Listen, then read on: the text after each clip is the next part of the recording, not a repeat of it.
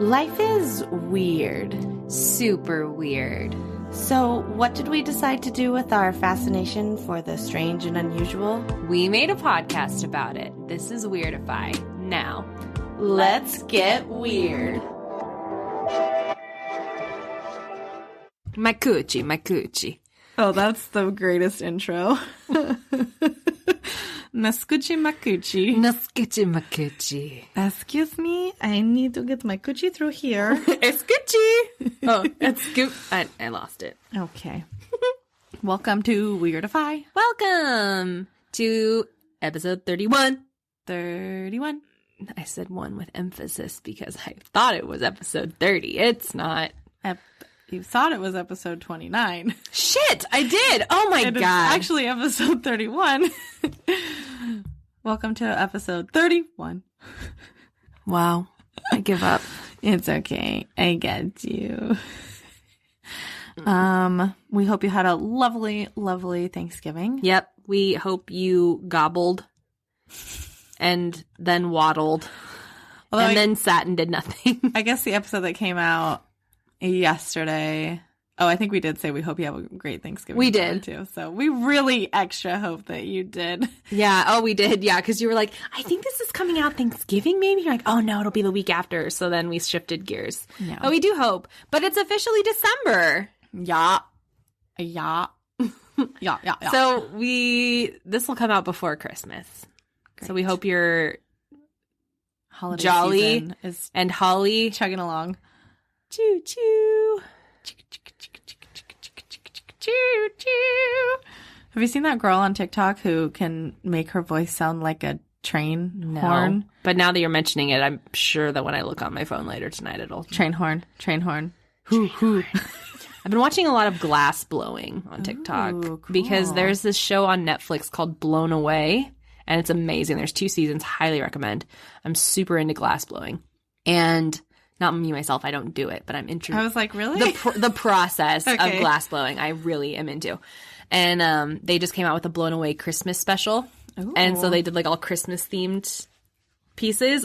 Oh, it's so fun and festive. And yeah, my house is decorated for Christmas. It was decorated before Thanksgiving. Yeah, I'm ready to be Holly Haley. And this is why there's balance, because I have no Christmas decorations, nor will I have a single one. That's okay. And so that's the balance. I'll be festive for you. Thank you. Yeah.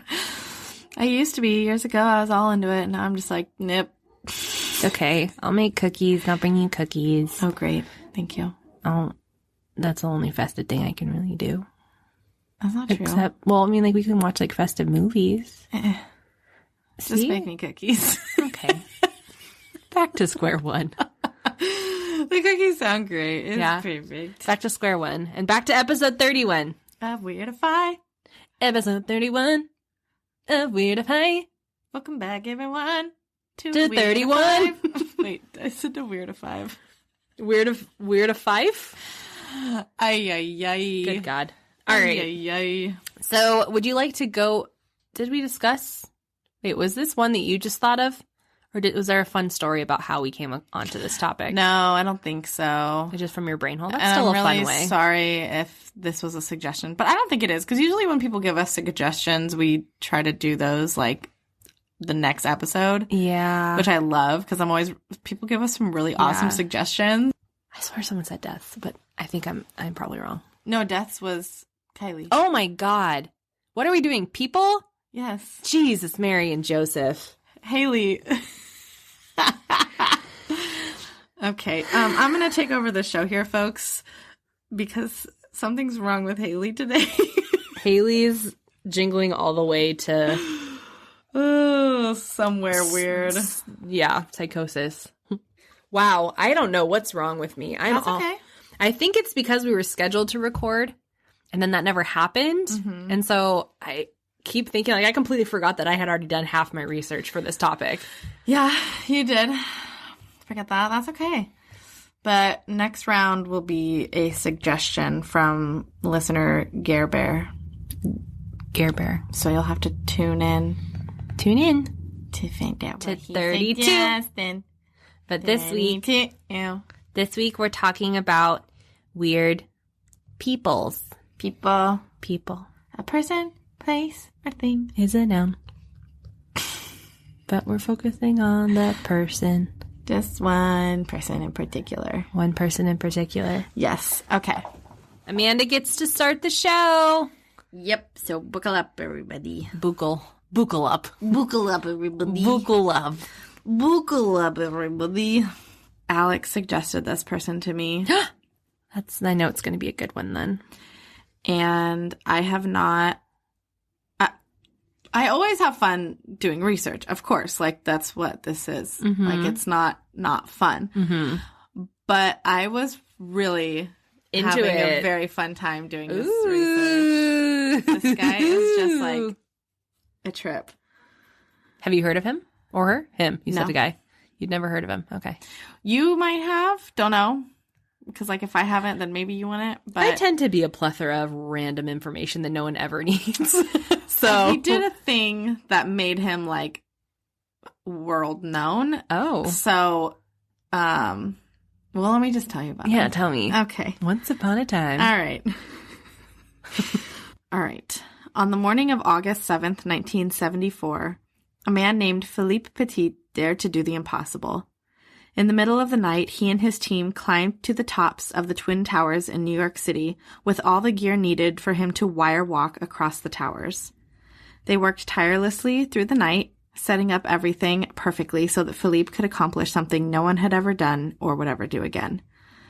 The sun began to rise, and it was time. Philippe took his first step onto the wire 1,350 feet up in the air. But let's back up for a second. How on earth do we get here?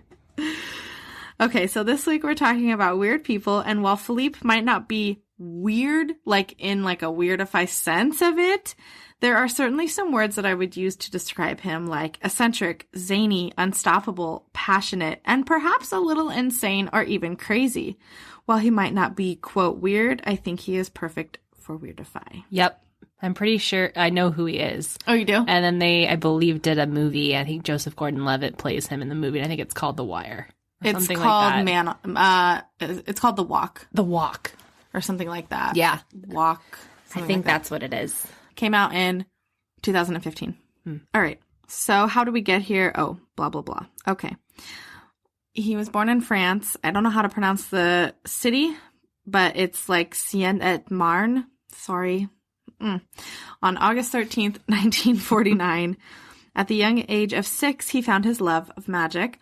He loved card tricks and the manipulation involved in magic.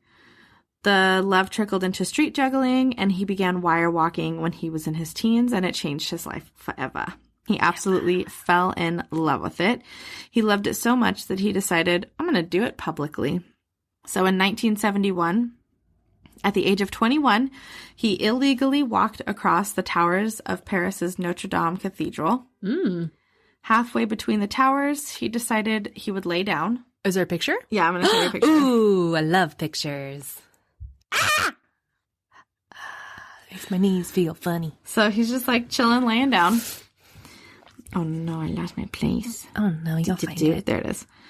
He also did some juggling because if you can, why not? Why not? He's quoted saying, I don't know why, but I call it Notre Dame because it's a movement that I did for the first time in my life between the towers of Notre Dame. My most famous first illegal walk. I learned it in France by posing for a painter who tried all kinds of positions and said, lay down on the wire. And I stayed there for almost a half hour, and it hurt like hell. And then it became almost comfortable. If I closed my eyes, I could go to sleep. His second illegal walk was across the Sydney Harbour Bridge in Australia just 2 years later. Do you know how tall that is? It's so tall. The Sydney Harbour Bridge. People like climb it. That's like one of the excursions you can do when you go to Sydney. It's so freaking tall. Oh, wow. I hate free falls, you know this. Yeah. So the thought, I'm just like, he's like, oh, and then I could just, take a little cat nap. I'm like, no, absolutely not. Right. Crazy. Right. Not crazy. You listen to this guy talk and it's like, In 1968, 6.5 years before his walk across the Twin Towers, he was 18 years old in a dentist's office waiting room. He opened up one of the table magazines to an advertisement about the Twin Towers. At the time, they had not been built yet, but the advertisement claimed that they would be the highest in the world once they were built, like the tallest towers in the world once they were built. Mm-hmm. Sitting in the waiting room, he drew a wire walker between the towers. He proceeds to fake sneeze loudly so that he can tear the page out and nobody would notice, and he got up and left. He was so inspired by the advertisement that he forgot all about his toothache. He had a dream to walk across those buildings, and he would see that day come to be. He spent the next 6 years preparing for this walk by studying the wind and how it affected the buildings. In a field in France, he set up a 200-foot wire, which is the length between the two towers, and he would walk again and again and again while his colleagues and team shook the wire to simulate the winds that he might experience up there. Whoa. He made many visits to America and to the towers, even riding in a helicopter to get an aerial view so that he could make a scale model of the towers to help with the planning. Wow. With his team, which his team is just like, these people just help him live out this crazy fantasy that he has. They're like, yeah, I'm in, how can I help? Like, it's just wild to me. Support, man. Everyone needs support. I mean, yeah. So with his team, they worked to get all the gear to the top of each tower. They used disguises as construction workers, contractors, and tourists, and even knew someone who worked in one of the towers and were able to make fake IDs to gain entry. They even obtained proper paperwork to bring equipment up. At one point during preparation, Philippe stepped on a nail and needed to use crutches, and then he just kept using them once he was healed because nobody asked him any questions while he was on crutches. So that became a disguise that was a little bit unexpected. Oy vey. They came back again and again to hide supplies at the top until they had everything that they needed. The evening of August 6, 1974 arrived, and it was time for execution. At dawn, Philippe would walk across the towers. Each team made their journey up 110 floors. It was then time to connect the towers. From one tower, they shot an arrow to the other tower with fishing line attached. Very Robin Hood. Robin Hood-esque. And Alex and I watched he made a documentary in 2008 about it. I think I talk about it later, so I can gloss over it later, but it talks about some of his other walks too, but it's mainly about the Twin Towers walk. And the one thing I was thinking, until they talked about how do you get the wire? That's what I've been thinking this whole time. I'm like, I hope to God she says it. How do they do this? So yeah, they came up with the idea to use a bow and arrow and tie fishing line to it. And then they essentially just kept tying bigger string and rope until they could build it up to the wire. So then they were just pulling this across. And with nobody noticing? Well, it's in the middle of the night right now. Oh, okay. So they're just working through the night. And they let them in at night? I think that they hid out overnight. Oh. They went in towards the end of the evening the day before and just hid. And at one point, Philippe and one of the guys that he was with were stuck for a couple hours because there was a guard just chilling in one of the rooms. And he was like, okay, this is cool. So they're on the roof. They shoot the arrow across, and Philippe looked and looked and looked for the arrow and felt for the fishing line, but it's pitch black, and he couldn't find it. So this just cracks me up. Philippe got naked and walked around so that he could feel the line when he walked past it. Oh, that's smart. Just this guy is just there's nothing that will stop him. He's got a dream. Oh, man. So he finds it, and they started the process of pulling the line over, which eventually turned into the wire. And just a note, the wire was 440 pounds and over 200 feet long. So it doesn't sound like a small task, but I'm just adding that it was not a small task. Yeah.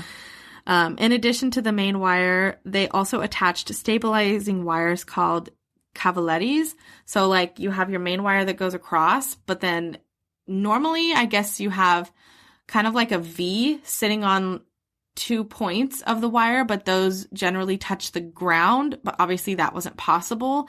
So they ended up with like the wire, and then they had 2 diagonal wires touching 4 other points of the Twin Towers. Okay. Like, just set up how to brace it, basically. Yeah. Got it. Yeah. Yeah, and to do it all at night with like illegally with no one noticing. Wow, that's crazy. Just, like, run around naked on top of one of the Twin Towers. Like, a guard's like, yeah, so definitely like pre-video cameras. I'm assuming, definitely. But so they worked tirelessly through the night until everything was ready. The sun began to rise, and Philippe was ready to go and begins his walk.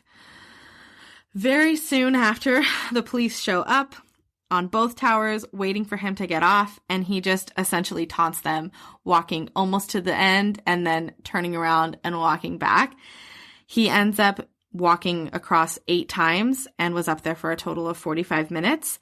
At one point, he goes fast. 8 times? I guess it's 200 feet. That's maybe not that. Well, I mean, on a wire. I don't know. I did. He's just chilling up there for almost That's what I'm saying. And he's like, I'm just kidding. And yeah. I'm like, I'm just kidding again. What a troll. I mean, it's like, I've worked really hard to get up here. I'm gonna stay up here as long as I can. I guess so. So at one point he knelt on one knee, and at another point he laid down. He was just having a grand old time. I want to show you the picture of him laying down. Cause like, okay, this is wild, right? But that looks cute compared to that.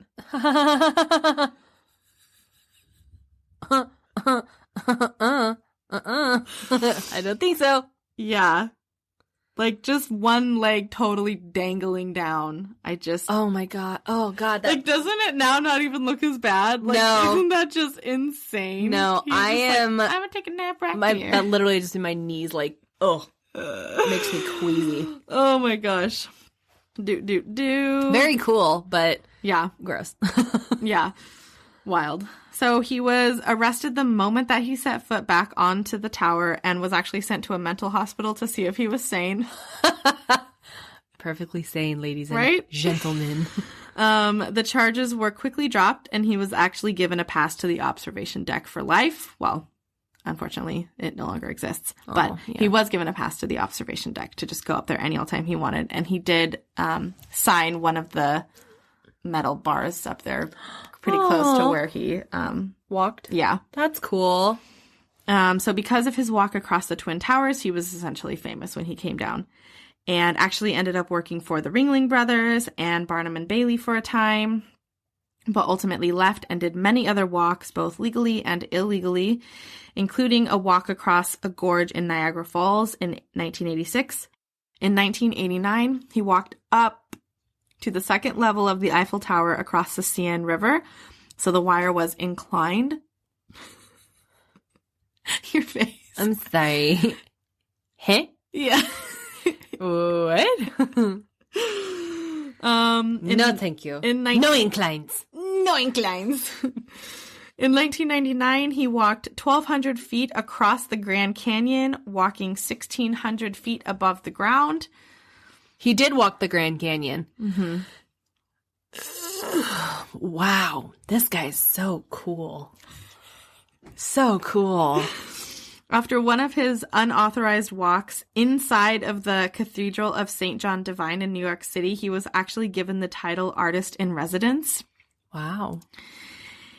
He's done many more walks throughout the U.S. and France and continues to inspire people. And after watching the documentary in 2008, it's called Man on Wire, and listening to a few podcast episodes with him, he is honestly inspiring. He speaks so matter-of-fact about these insane things, like walking across the Twin Towers. When I say I'm going to walk across the Twin Towers, I sound insane. But when he says it, it sounds like you telling me how you plan on making your eggs tomorrow morning. I was going to say, it's like... okay. Yeah. Cool. Hope that works out. That's just his passion. It's just like there is something about him that I don't really have a word for that draws you in. Like, he's very capturing. Yeah, clearly. And he's got a French accent that sometimes it's hard for me to even understand what he's saying, but I just like listening to him, to be honest. He's now 72. He lives in New York where he does wire walking for celebrations and even teaches the art. He's won many awards and has had films made about him. He's been a guest for countless interviews. I would love to see him do something like the Twin Towers in our lifetime, though I'm sure with it being 2021, security measures are probably more difficult to bypass. And at 72, I'm not sure if we should expect anything like the Twin Towers walk, but one thing I would say about Philippe is to expect the unexpected. Oh my gosh, so freaking cool.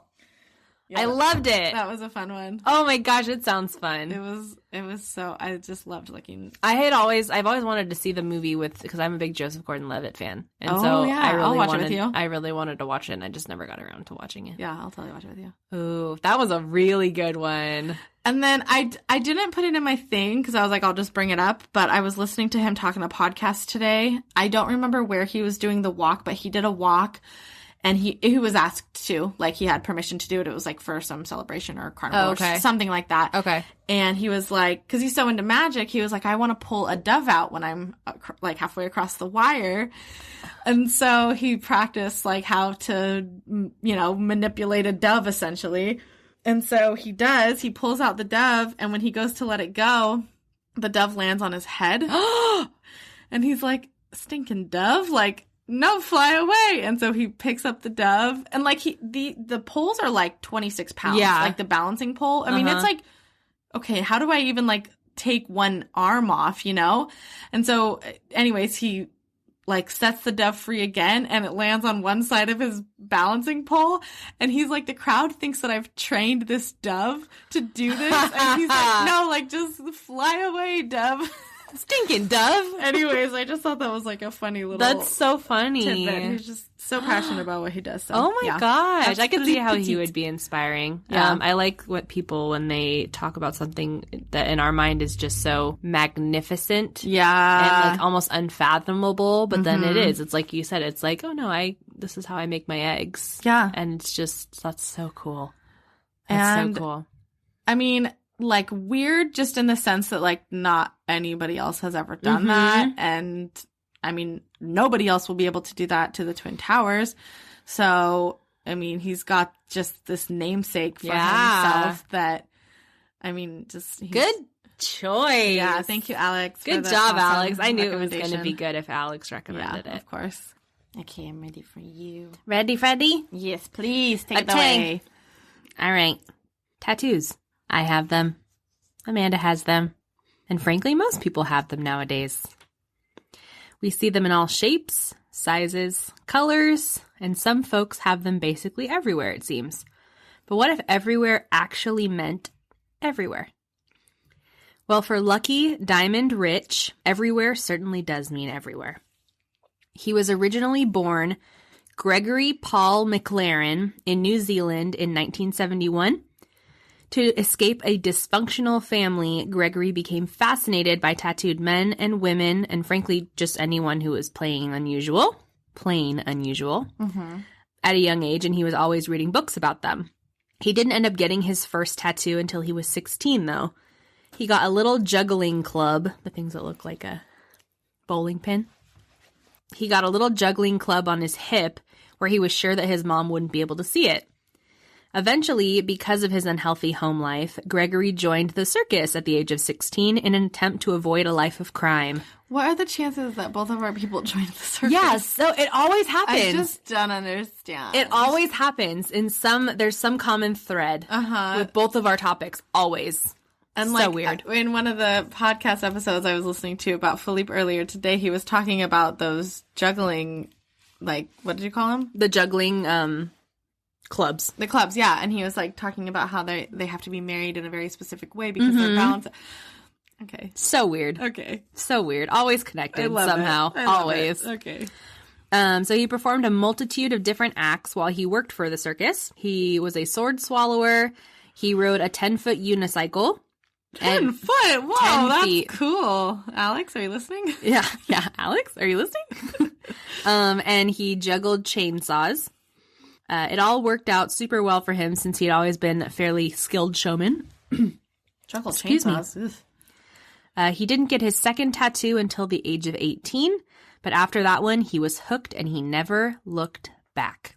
Any money that he had gotten from performing in the circus, he would put right back into getting more tattoos. Wow. He claimed that he had always felt different from a young age, so he never second-guessed looking different also. To match his new lifestyle, McLaren decided that he needed a new name. He chose the name of Lucky Diamond Rich for himself. The name Lucky seemed to fit for him because of his profession, and he always claimed that he was lucky by nature to be able to do things like ride that giant unicycle or juggle chainsaws. He chose the name Diamond because his friends used to call him a bit of a rough diamond. And then he chose Rich because he always claimed that he was rich in spirit.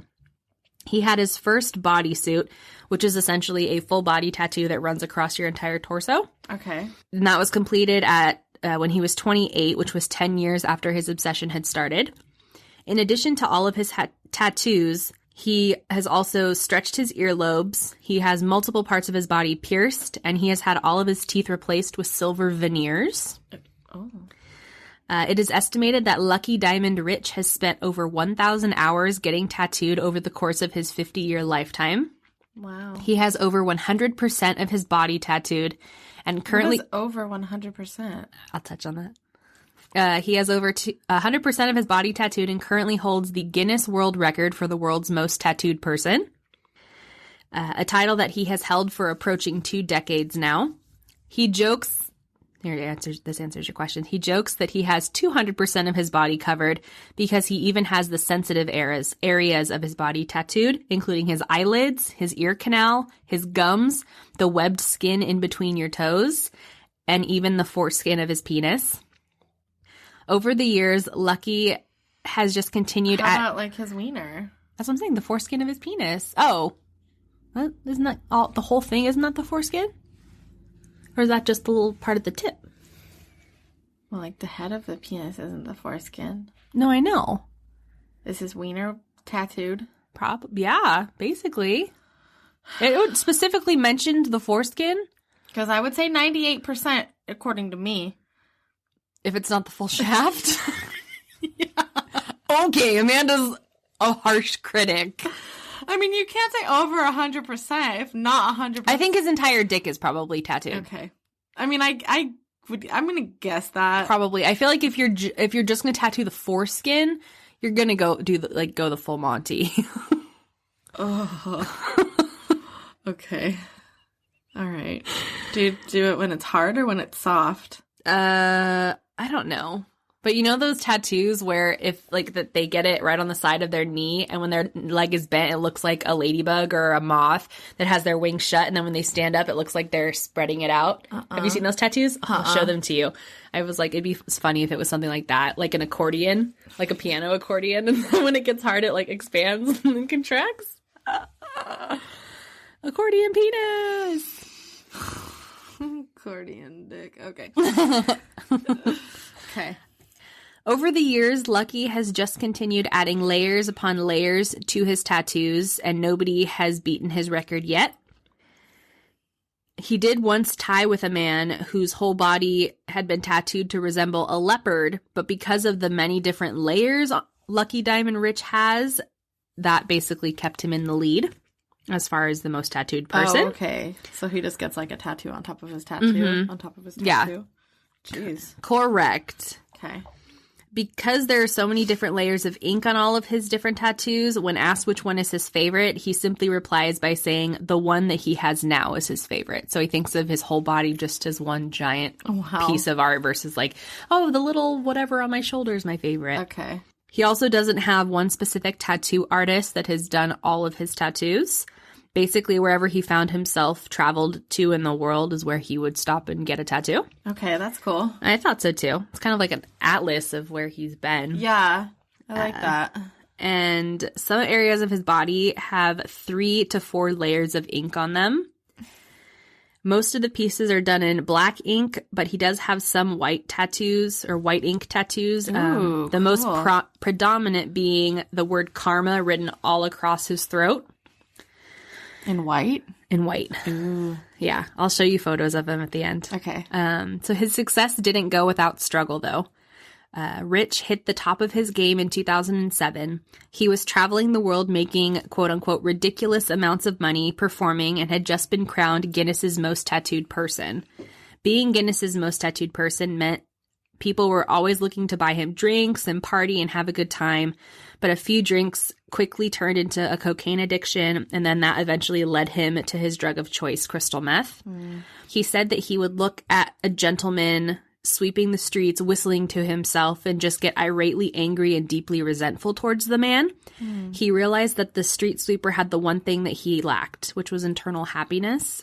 He had everything he could ever want, but just felt successful and he was successful, but still felt extremely empty. His addiction eventually led to homelessness. Because of all of his traveling, he already had his stuff in a storage unit, but he eventually ended up having to sleep inside the storage unit. Oh, no. He would constantly be getting in trouble with the police and says that during that time in his life, he felt as crazy as people thought that he looked. He knew that without a change, he would be looking at institutionalization or worse, death.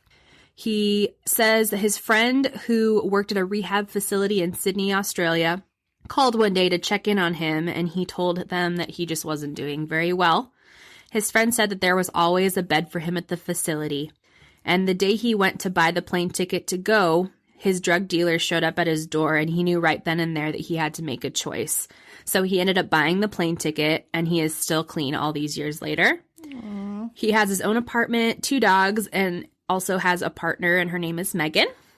He knew he wouldn't stay clean while maintaining his performer lifestyle, so he got work at a construction company. He now has a routine, and that was something that he said he had never had before. He says that tattoos, performing in the arts really saved his life, and that he owes it to his Guinness title to be respectful moving forward. Nothing makes him happier than when young kids or a coworker's child wants their record book signed or a picture taken. Rich says that throughout his recovery, he would often think back to that street sweeper that was whistling to himself and how he always strived to be like him, and now he feels that he can honestly say that he is. He hasn't gotten his tattoos touched up or a new one over the past 8 years or so now he focuses on actually being on the other side of the needle. He states that although he hasn't had his piece touched up, he still gets a buzz while tattooing others. Oh, okay. Yeah, that's what I meant. Sorry. So he actually tattoos people now. Okay. I love that. It is unclear if he wants any more tattoos, but if he does get more, the only person that will be beating his record is himself. Yeah. So that is Lucky Diamond Rich. Honestly, pictures. The most tattooed man. That is so cool. I love that. I mean, obviously, we had some ups, we had some downs. Yeah, it was a lot more emotional. I was like finishing up that chunk of the research, and I was really emotional about it. I was like, wow, this is not where I thought it was going to go, but it took like such a beautiful turn. Same thing, like you're like, there's just something you can tell that like the passion is there. Yeah. And kind of a rags to riches type story. Yeah. Or I guess riches to rags, or rags to riches, then rags back to riches, sort of. Yeah, did it come up for you? Yeah. Wow, he's tatted. Isn't that bananas? And then you can, I don't know if you can see the karma on his neck. Yeah, wow. So he has over 100 because he has like the insides, like his like gums and his eyelids and all the things that people don't normally get tattooed. So it's not just stuff we can see. Oh my gosh. I think is what he means by over 100%. That's wild. Oh my gosh. Isn't that bananas? That's crazy. I've never seen anything like that before in my life. Now you have. When you started, I thought for some reason you were going down like a road of the people who make themselves look like reptiles. They get those that was an option. implants. That was an option. And then there's also the chick that's super tattooed who's like thinks that she's a vampire.